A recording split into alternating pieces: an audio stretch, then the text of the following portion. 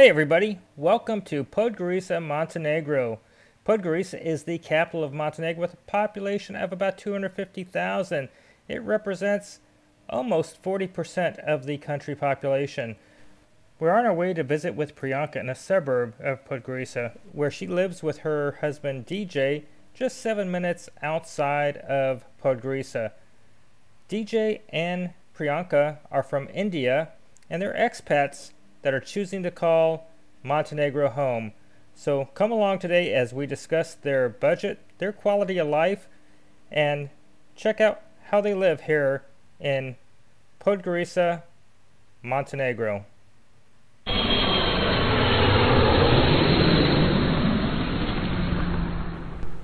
Most people think of the beaches and the coastline when they think of Montenegro.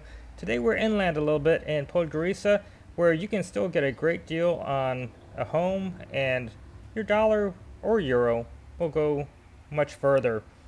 So let's take a look at the property and do a walk around with Priyanka. So we got pears, apricots, apples, and a fruit called quince. So we didn't ever have a quince until we went to Turkey. Aha. Actually, you don't eat quince directly, you make something out of it and then you eat. Yeah, I think it was a baked quince. It was like a dessert. So, there are grapes all around, as you can see. You have a lot of grapes. Yeah, they are the Branats variety, the one we use for making rakia. Nice. So, every season we have 25 to 30 liters of rakia at home. Very nice. We will come visit you and try a liter. Yeah, why not? This is a persimmon I planted this year. This is nectarine. Over here? Have a look. Nectarines are growing. Oh yeah, there we go. And figs. Oh, you could be self-sufficient out here with all the... Yeah, that's the idea. We Very are nice. composting here. We don't throw Okay. the organic waste. We compost. Sweet cherry. Sour cherries. So you've got the sour and the sweet cherries. Plums. This is peoria. I don't know if you are aware of this plant. What is Peoria? This is a fruit from Brazil. Okay. And it's a... How do you eat it? Is it a fruit? There is a fruit. It doesn't happen in this season. Okay. More towards September, October. Is it like a citrus or an apple? Or... No. It's like a guava. Okay. From outside, and from inside it tastes like pineapple. Very exotic. Tastes like pineapple. Wow. Peach. I love peaches. This is a Montenegrin fruit. We call it mushmula. Mushmallow? Like a marshmallow. No, mushmula. Here. And what's it taste like? I don't know which fruit. In India, we have chiku or sapota. Tastes like that. We have pomegranate. Oh, I love pomegranate. Yeah. I love a lot of fruits. So this is the pomegranate? So as you see, they've started coming up. Right on. We also have olives. These are Greek varieties. These two. Those three are Italian, and this is Spanish. Oh yeah, you're gonna have a lot to consume here. Yeah, we like to share with friends, family, and whoever needs it. And of course, grapes all the way around. We also got some blackberries. All of this is rosemary. Nice. So even your hedge there is edible. Yes. So what in these here, they are table grapes of different varieties, meant for eating, not for wine or rakia or whatever. Oh, Come on inside. Red currant, blueberries, blackberries, and goji berry. oh gojis. Yeah. You're gonna live to be 100 years old with gojis. I don't know, we'll see. I planted it last year. I'm yet to see fruits. So Nice. when I do, we'll find out. Yes. Yeah, goji berry is supposed to be that super Superfood. superfood. Yes. I read about this, so I thought, why not? Yes, and the blueberries you have over here are good for you too. Yes, Antioxidants. yes. Yeah. Nice. So you could be self-sufficient out here in not far from Podgorica, so you say you're about 7 minutes? Yes. Okay. Apricots. If you want, you could pick some. Oh, nice. We might do that before we leave. And see, there are apples. Oh, wow. Apples, pears. Very nice. What kind of berry? Is that cherry? Yes, sour cherries. There's apples and apricots too, honey. Oh my goodness. Sour cherries now. You're going to see my mouth do something weird here. Cherries? Yum. The initial bite. Yeah. So we also planted a lot of citrus last year. Oranges, mandarins, grapefruit, lemons. We are waiting for them to give fruit. Wow, so you've got pretty much almost all the fruit on the fruit spectrum that can grow in this area. More or less, yes. What is this part over here? This is like an old house. Before this was made, this was already here. So Okay, so use this for it's storage? a self-sufficient unit. We use it as a storage for gardening stuff. Okay. So you can make this into a livable house if you wanted to. Yeah, we could if we want. So this is the original house then? Yes, before the other one was built. This It was has a bathroom, kitchen? mini kitchen, and even a bedroom with wardrobes, but we don't use. Back at the main house, there's another level in the basement that can be utilized for storage as well. And Priyanka uses this to dehydrate fruit, as well as for potentially frying fish if she doesn't want the smell in the house. This is really a nice piece of property. I'm pretty eager to find out what she paid for this 4-bedroom home on this nice sized piece of land. So let's go ahead now and head on into the house and take a look.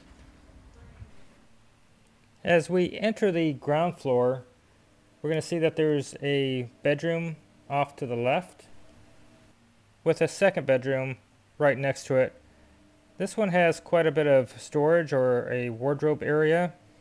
And then there's also a bathroom down here on this ground level. It's a full bath. It's got the toilet, sink, a shower, and a good size hot water tank. As we head out, we'll head into the main living area. This is a good size living room, and it has the dining area into the section as well as a good size kitchen. So it's got a really big open floor plan. This is really a good size area for entertaining if you're trying to entertain indoors. Let's take a closer look at the kitchen. It does have an oven. It's got a pretty good amount of counter space, and it's got a 4-burner stovetop as well as a very large refrigerator. Now we're going to venture upstairs and see what the next level holds. There is an upper deck to take in the views, and then when we come into the next area here,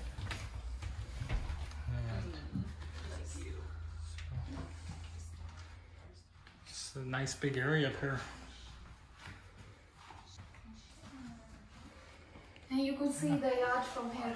Oh yeah, this is nice. You've got basically it's a 4-bedroom then. Mm-hmm. And I almost missed it, but there was also a bathroom up on this level. We're gonna get lunch here, so we're pretty excited. We're Absolutely. getting authentic Indian food. Yep. Okay, this is traditional Indian regular meal. This is rice. This is some aubergine cooked with Indian spices. Eggplant. This is chutney made of peanuts or groundnuts. Okay. This is something from south of India, and this is lentils. We love call lentil. it dal.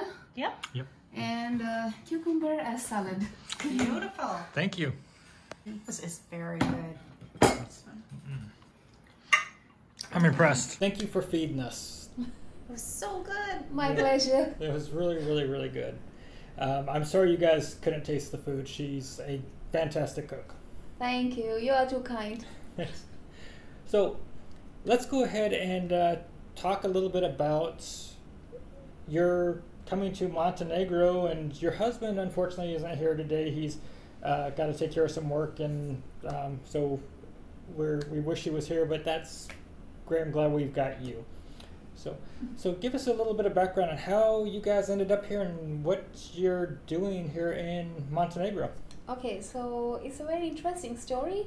We were doing corporate jobs, and we were moving between two jobs, and we had a month in between the two places to apply for visa for the new country where we were supposed to go. And we decided to spend this 1 month in Europe for holiday, and we had plans for Montenegro, Poland and Iceland. Okay. Everything was booked, everything was set. We came here for a week in Montenegro, and this was in 2020, March.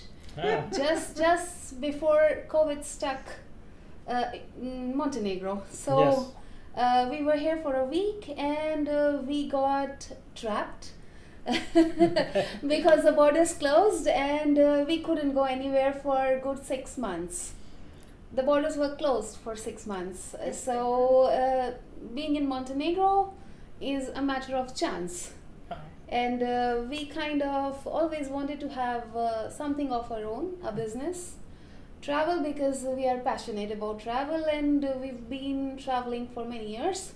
And this just presented a great opportunity because we explored the country from within, went to every place we could with a rented car, and kind of fell in love with the beautiful nature, kind people, everything. So we decided, okay, fine, let's call it quits with our jobs and take the leap of faith and start the business. Well, fantastic. So this was a happy accident. Yes, I would say so. Yeah, so something positive that happened from COVID. Yes. Okay. So obviously you like the country, and you like the Podgorica area. Podgorica is ideally situated for us. It's in the center. We could be on the coast in 1 hour and in the mountains in 1.5. And it has an international airport which functions all year round.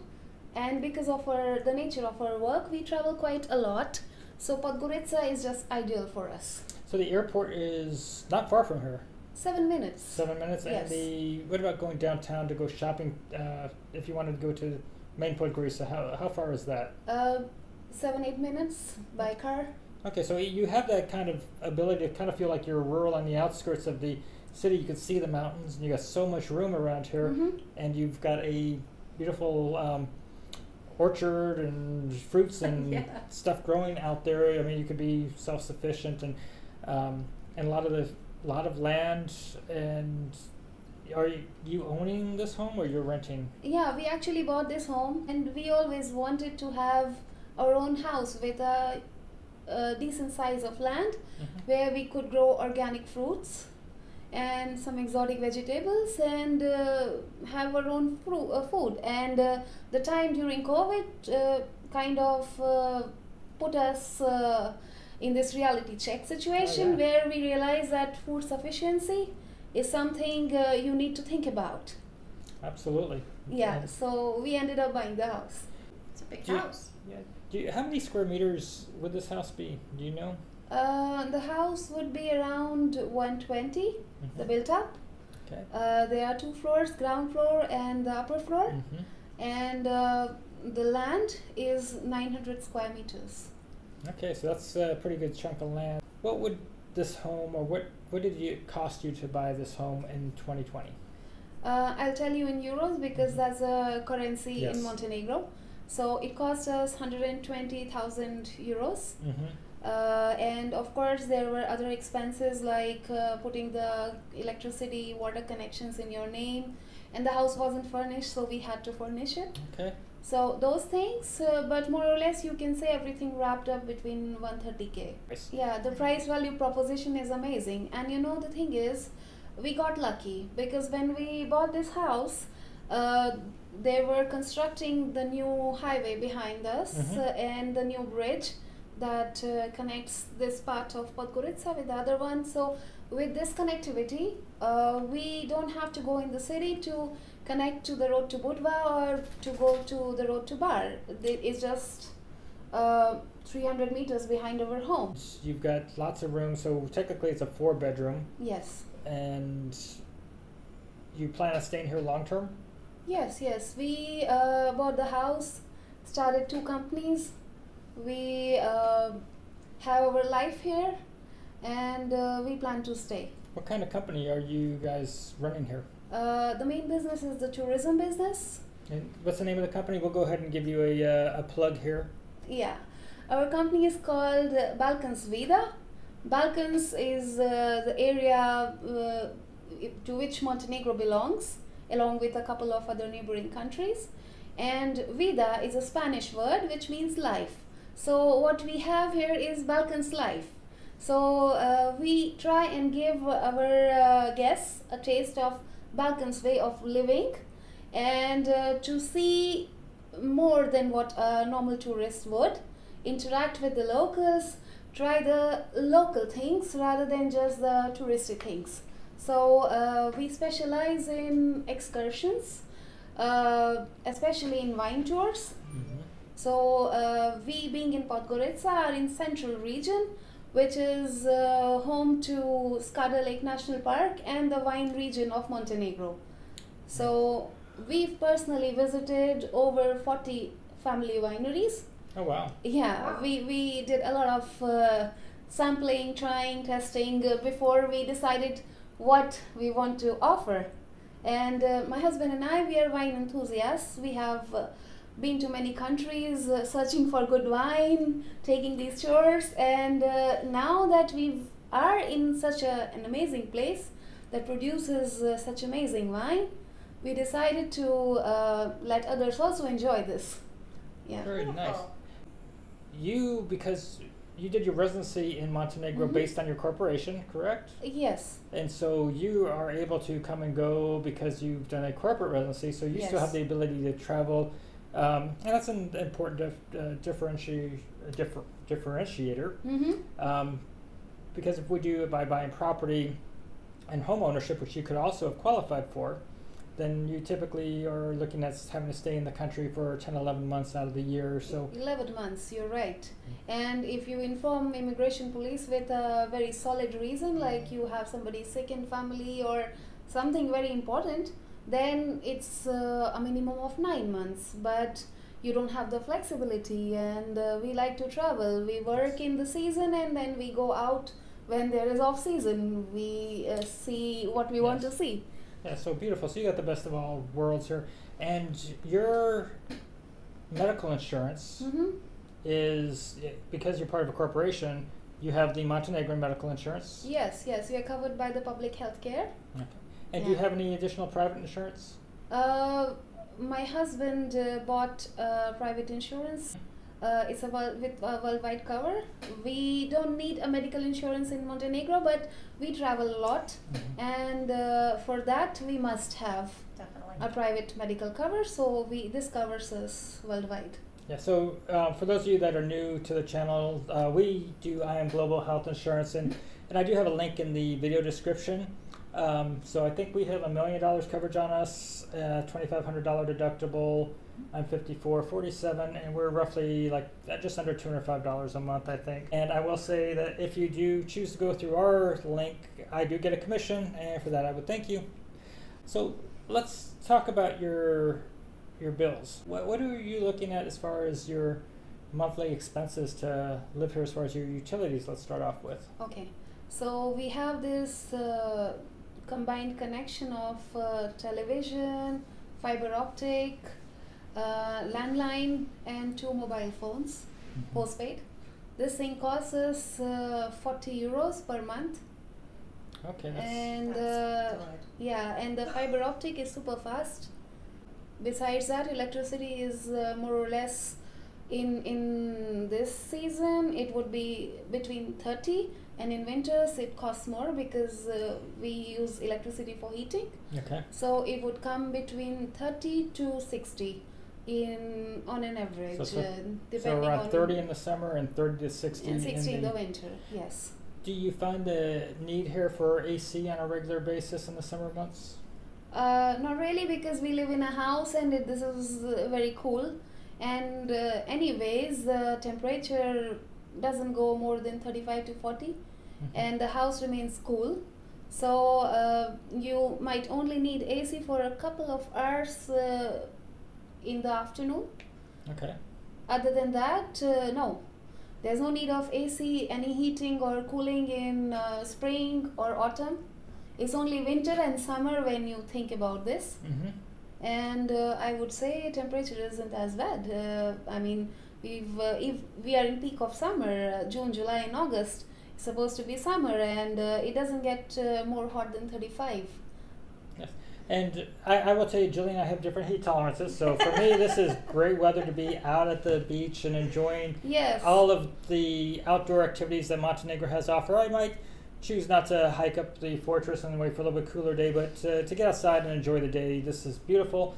Julie likes that cooler mountain crisp air that's not around at the moment. So I'll agree over here, but Julie, I'm sure, has her own thoughts on it, whether or not it's too hot at this time of the year. So what about your groceries as well as your maybe going out to eat? What's your monthly expenses for feeding you and your family, or you and your husband? Okay, let me start with going out part, because we do have quite an active social life.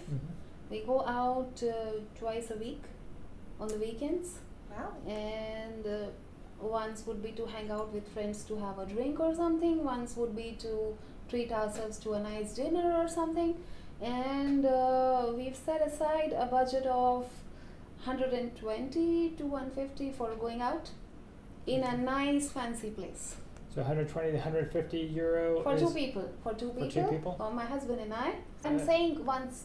This is a weekly budget. So it's a it's weekly, not monthly. Yes. Not monthly, because we do hang out in nice places. If you don't splurge like us, then it could be very easily managed with a monthly budget of 200, depending on what kind of restaurant you go to and what you do. But we want your lifestyle. So with your lifestyle of going out to to the nicer restaurants in the Podgorica area and going out for drinks and hanging out with your friends and doing that